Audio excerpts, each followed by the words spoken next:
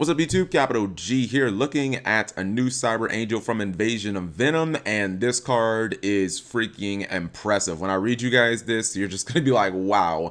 Obviously, they're really pushing Asuka in the anime. Asuka is Alexis Rhodes. I'm gonna know her as Asuka because I watched the sub version of Arc V. But yeah, she's a GX character, and you know, like her archetype never got released during the GX era for some weird reason. They just didn't release the Cyber Angels, and now they're doing them now that they put her back in the show, and they look really good so far. And I don't know if you guys have ever played against Cyber Angels, or maybe you guys haven't seen the duel that I uploaded against them in a tag, but they're damn good, and they can search things like Christie, and they can search things like Ana straight from the deck. So the deck has some ridiculously good power plays, and this card, it appears to be their boss monster so far. I thought Dakini was the boss monster, but nope, this is definitely worthy of being it. So if you guys want to look at the artwork, here's what it is. I'm guessing it's probably going to be a secret rare when it comes to the TCG and Invasion of Venom, because the card warrants it. And you know, it's not like Cyber Angels don't have a ton of monsters, but the monsters they have are all really good. So I expect most of them to be like, you know, ultra rare and higher and whatnot. Here's also the box of Invasion of Venom. That's what it's going to look like. All right, let's read the effect. Let's figure out what Cyber Angel Vishnu is all about. This card is fucking amazing. I'll just go, spoiler alert, it's amazing. Level 10, it's a light fairy because the entire archetype is light and fairy. 3,000 attack, 2,000 defense. So it has a really good stat line for a level 10 monster. Although 10 stars can be a lot to pay for a ritual. As long as the effect makes up for it, it's really not that big of a deal. You can ritual summon this card with Machine Angel Ritual. Well, I would like to hope so. Effect number 1. If this ritual summoned, or excuse me, if this card is ritual summoned, you can destroy as many monsters your opponent controls that were special summoned from the extra deck. And if you do, inflict 1,000 damage for each monster destroyed. This card can attack twice during each battle phase this turn.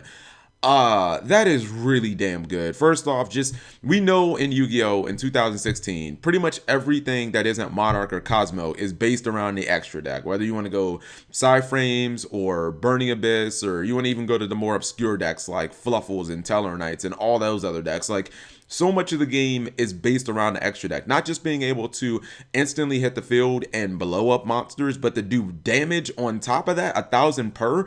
Like, if your opponent had just pendulum summoned like 3 monsters and you just summon these, like, that's 3,000 damage on board. Not to mention, this bitch can attack twice. So she can put out potentially 6,000. Like, she can literally end the game herself. If your opponent has, let's just say, I don't know, maybe a Phantom Knight of Breaksword plus like a Dark Rebellion Exceed Dragon. You literally summon her, you blow both of them up, they take 2,000 damage, then you attack for 6,000. That's 8,000, that's game just with her effect. Like, that's really impressive to me.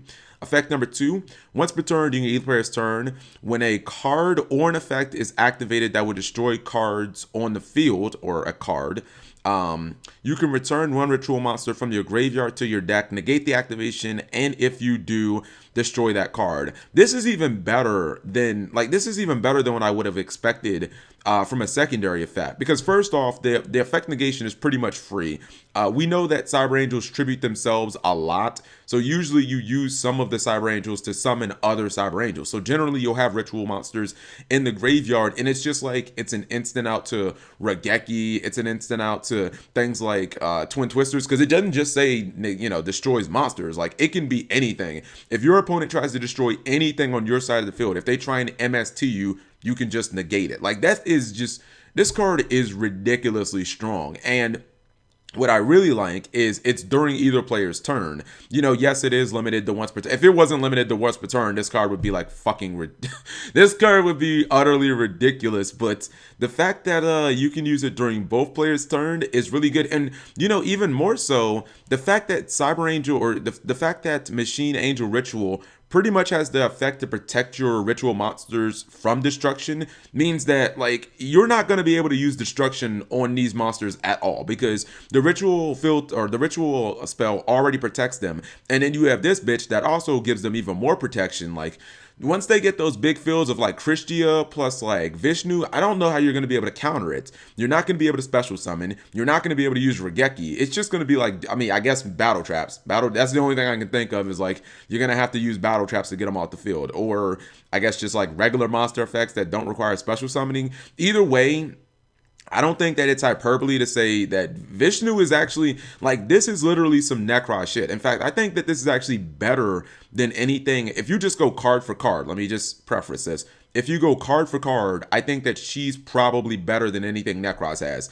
And it doesn't matter what Nekroz card, you think is the best. I know most people would go Trishula. I would lean towards Valkyris, but just if you size them up, I think that she's actually better. Not saying the entire archetype's better than Nekroz. That's crazy. I think that this has the potential to be like tier 1. I don't want to go tier 0 Nekroz shit, but so far this archetype is looking amazing, which is, it's kind of making me sad because generally in Yu-Gi-Oh! They don't treat the female protagonists, they don't treat their archetypes very well. Look at Yuzu and Melodious, and I love Melodious so much, but they're just butt, you know what I mean? So let me know what you guys think. Dude, I'm getting fucking hyped for Cyber Angels because this archetype is looking really good. Thank you guys for watching as always.